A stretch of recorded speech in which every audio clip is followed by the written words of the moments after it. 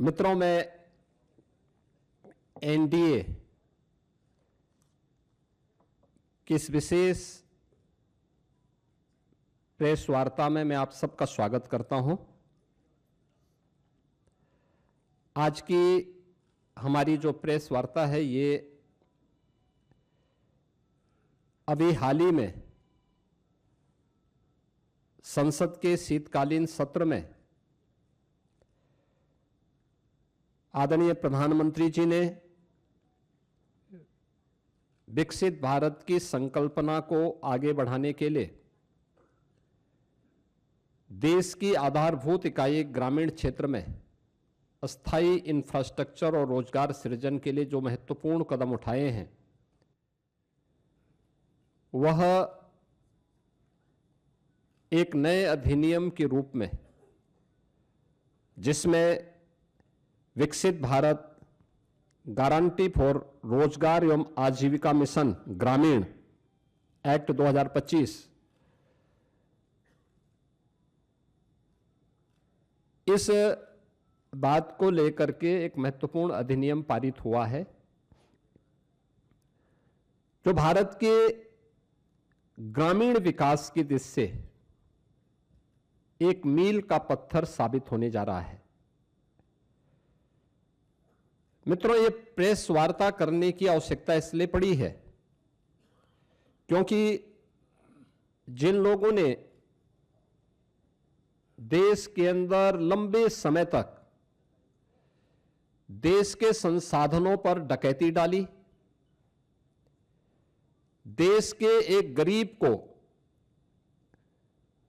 भूखों मरने के लिए, देश के नौजवान को पलायन करने के लिए, बेरोजगारी का दंश झेलने के लिए मजबूर कर दिया था, वे लोग इस प्रकार के रिफॉर्म का और इस प्रकार के एक पारदर्शी और ग्रामीण भारत के विकास का और विकसित भारत की संकल्पना का समर्थन करेंगे तो कहीं उनकी पोल न खुल जाए, क्योंकि फिर जनता जनार्दन उनसे प्रश्न करेगी कि आखिर तुम्हें भी तो मौका मिला था, तुमने ये क्यों नहीं किया। कांग्रेस और उनका इंडी गठबंधन इस महत्वपूर्ण अधिनियम को लेकर के कई प्रकार के प्रश्न खड़ा कर रहा है। आश्चर्य होता है कि देश के हित में, श्रमिकों के हित में, किसानों के हित में, गांव के विकास के हित के लिए उठाए गए जिस महत्वपूर्ण कदम का समर्थन होना चाहिए, जिसका स्वागत होना चाहिए और आदरणीय प्रधानमंत्री जी के प्रति, एनडीए के प्रति जिस इंडी गठबंधन को आभार व्यक्त करना चाहिए, आभार व्यक्त करने की बजाय वह भ्रष्टाचार को प्रोत्साहित करने के अपने पुराने कारनामों को ही खुल के समर्थन कर रहा है। बीपी जी रामजी एक्ट 2025, अगर हम इसकी उन विशेषताओं को देखेंगे, एक पारदर्शी प्रक्रिया,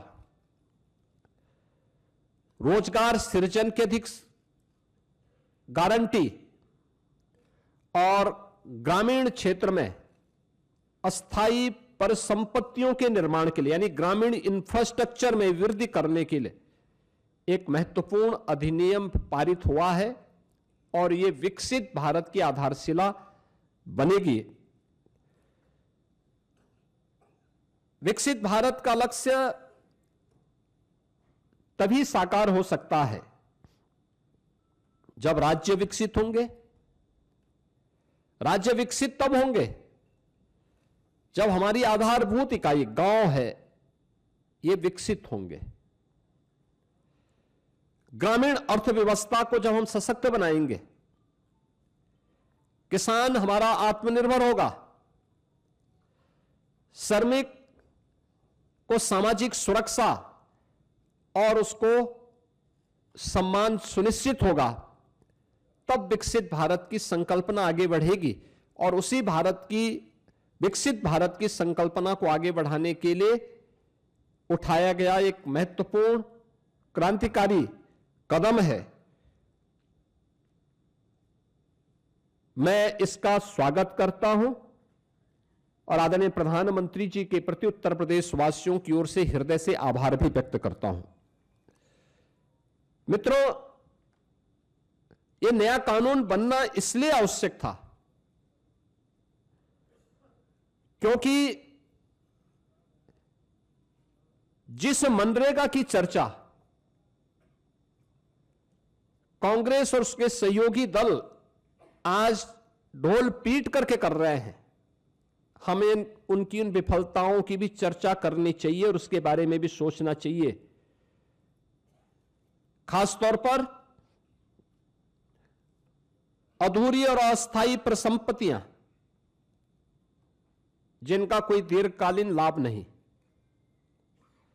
फर्जी जॉब कार्ड, फर्जी हाजिरी, भुगतान में कटौती जैसे व्यापक भ्रष्टाचार की शिकायतें हर एक जनपद से और हर ग्राम पंचायत से ये सुनने को मिलती थी। कमजोर सोशल ऑडिट और शिकायत के निवारण की भी कमजोर व्यवस्था,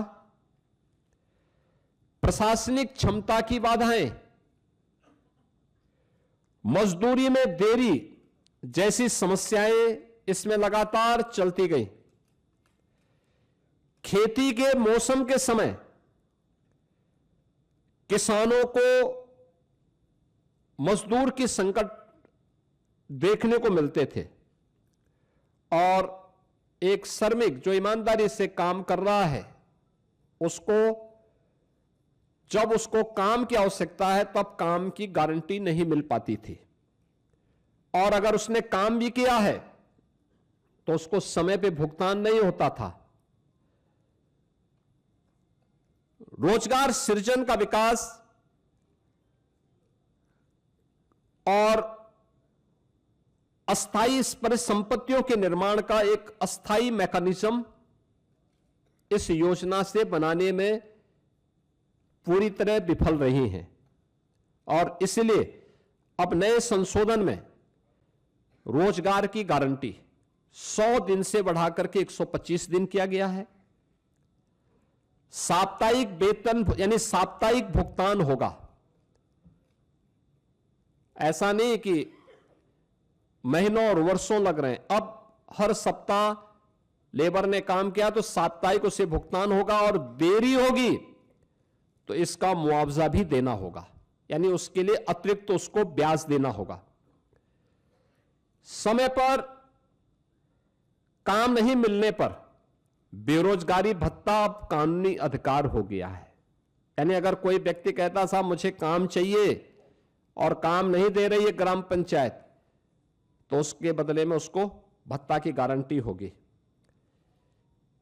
खेती के मौसम में किसानों को मजदूरों की कमी न हो, इसके लिए राज्यों को बुआई और कटाई के समय 60 दिन तक कार्य का विराम देने का अधिकार भी राज्यों को दिया गया है। राज्य तय करेंगे कि कब खेतीबाड़ी का समय है, उस समय मनरेगा के कार्य स्थगित रहेंगे, खेतीबाड़ी के कार्य के लिए लोग पर्याप्त संख्या में लोग मिल पाएंगे, और 125 दिन की गारंटी वर्ष भर में जो भी कार्य करने के इच्छुक हैं उन श्रमिकों को प्राप्त होगा। किसान और मजदूर दोनों के हित इसके माध्यम से सुरक्षित रखने की गारंटी दी गई है।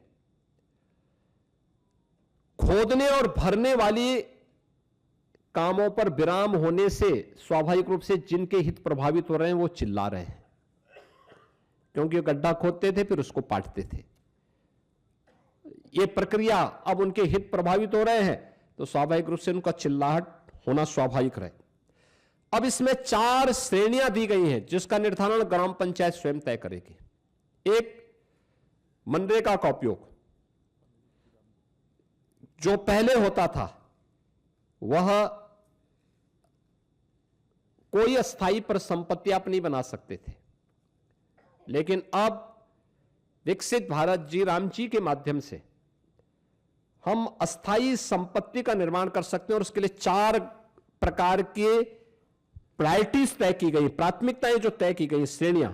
एक, जल संरक्षण के लिए आप देख रहे होंगे ग्रामीण क्षेत्र में या शहरी क्षेत्र में अक्सर आप देखते हैं ग्रामीण क्षेत्र में बहुत सारे ब्लॉक को हमें वहां पर डार्क जोन के रूप में घोषित करना होता है।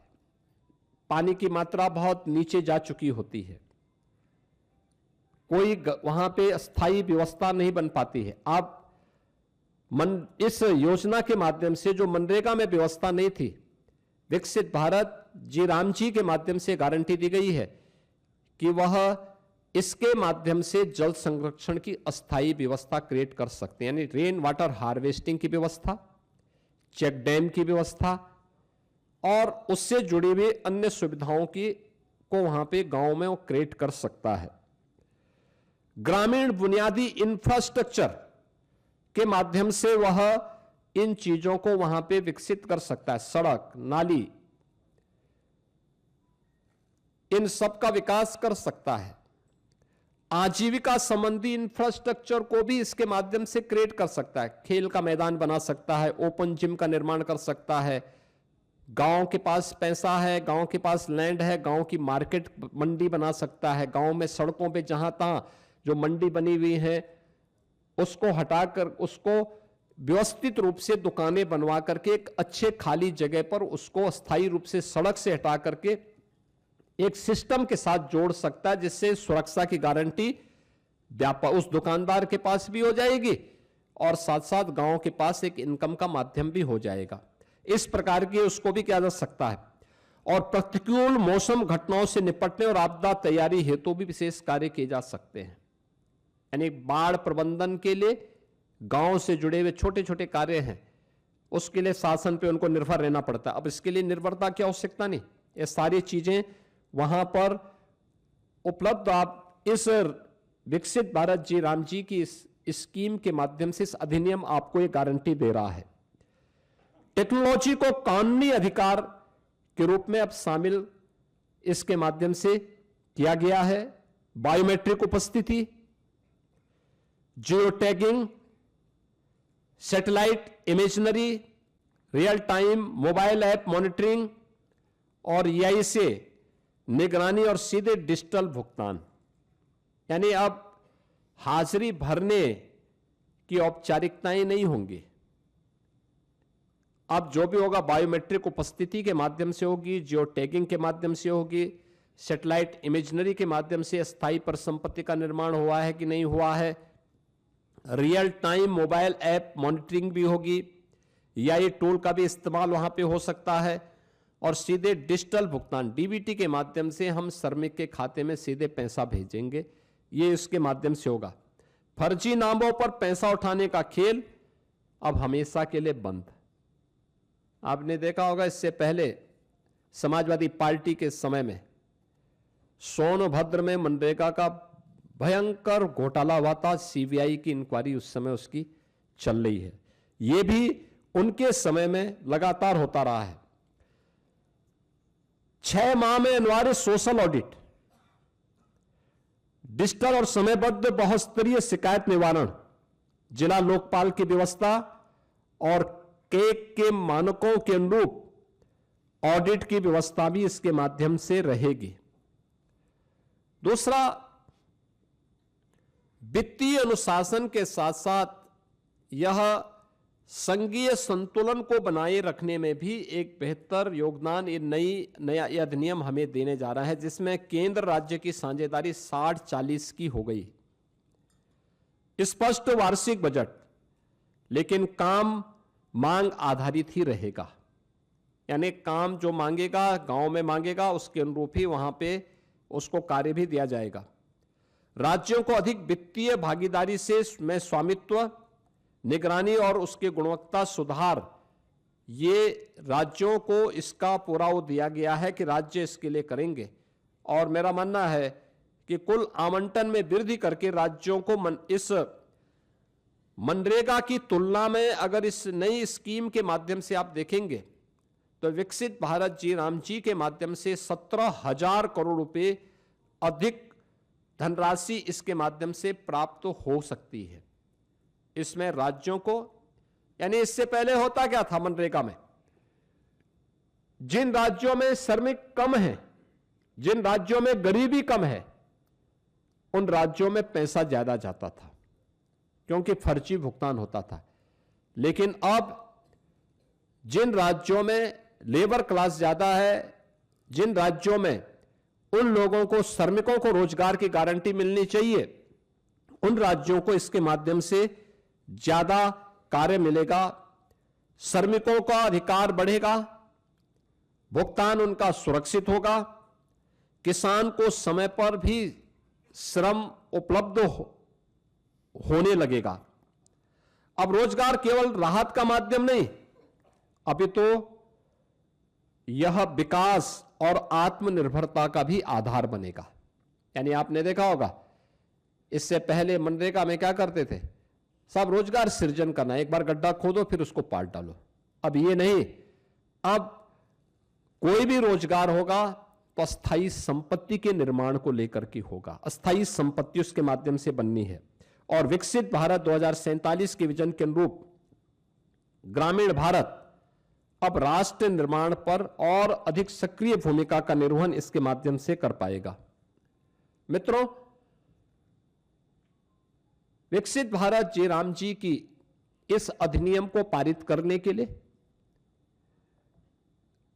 मैं आदरणीय प्रधानमंत्री जी का, केंद्रीय ग्रामीण विकास मंत्री माननीय शिवराज सिंह चौहान जी का, पूरे केंद्रीय कैबिनेट का हृदय से मैं आभार व्यक्त करता हूं। और मैं इसलिए भी धन्यवाद देना चाहूंगा कि उत्तर प्रदेश जैसे राज्य को इससे काफी लाभ होगा और उत्तर प्रदेश सरकार इस कानून को पूर्ण संवेदनशीलता के साथ, पारदर्शी तरीके और प्रभावशीलता के साथ उत्तर प्रदेश में हम लागू करके रोजगार की एक नई गारंटी के साथ प्रदेश के अंदर हम लागू करेंगे।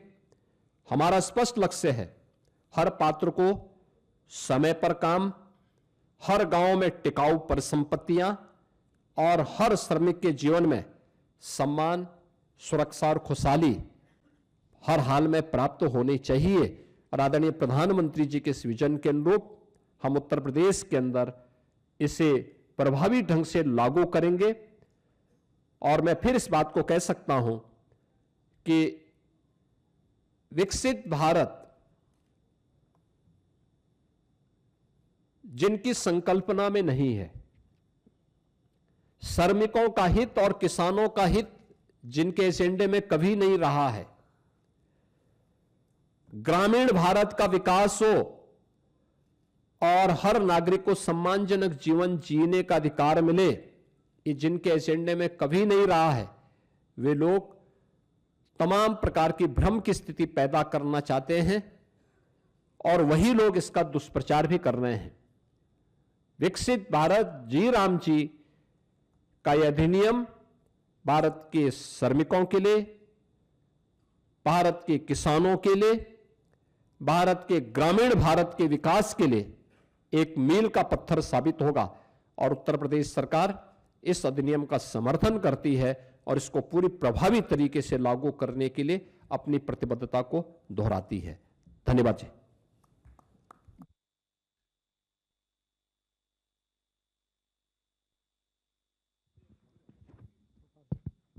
देखिए, उत्तर प्रदेश में 57,600 से अधिक हमारी ग्राम पंचायतें हैं और अगर रेवेन्यू विलेज की बात हम करें तो 1,05,000 से अधिक हमारे पास रेवेन्यू विलेजेज हैं।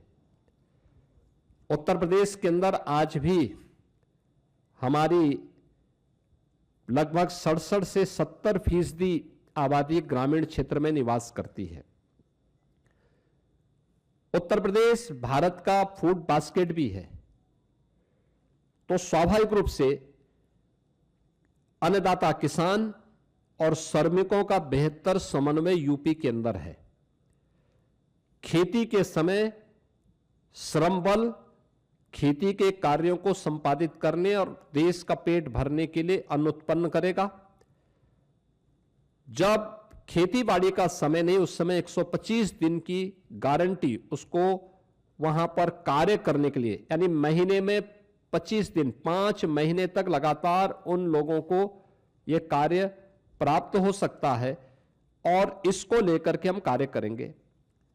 दूसरा, इसके माध्यम से उत्तर प्रदेश के उन श्रमिकों को और कार्य मांगने वाले हर एक उस नागरिक को एक तो अच्छा मानदेय मिल पाएगा, ग्रामीण क्षेत्र के इंफ्रास्ट्रक्चर को डेवलप करने में हमें मदद मिल पाएगी, और गांव के लोग जो हमेशा इस बात की शिकायत करते हैं कि हमें सड़क चाहिए, हमें नाली चाहिए, हमें यहाँ पे इंटरलॉकिंग का कार्य चाहिए, हमें खेल का मैदान चाहिए, हमें इन कार्यों को करना है।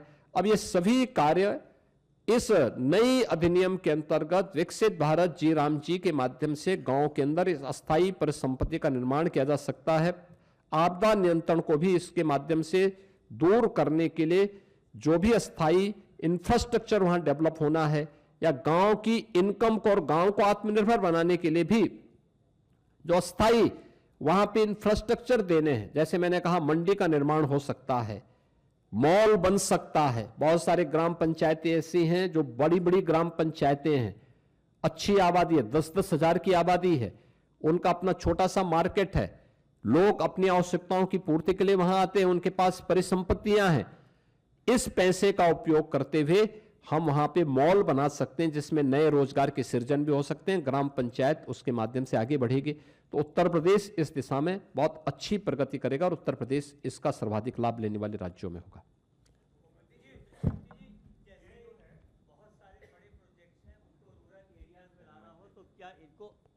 मुख्यमंत्री जी, अगर बड़े प्रोजेक्ट्स हैं उनको रूरल एरियाज में एम्बिशियस ग्रोथ प्लान है उसमें लेके आना हो, तो क्या इसको जी राम जी को आउटसोर्स करेंगे? देखिए, मैं कहा ग्रामीण अर्थव्यवस्था को आगे बढ़ाने के लिए, ग्रामीण इंफ्रास्ट्रक्चर को विकसित करने के लिए, ग्रामीण इंफ्रास्ट्रक्चर और आजीविका को विकसित करने के लिए विकसित भारत जी राम जी का बेहतर उपयोग हो सकता है और इसका हम उपयोग करें।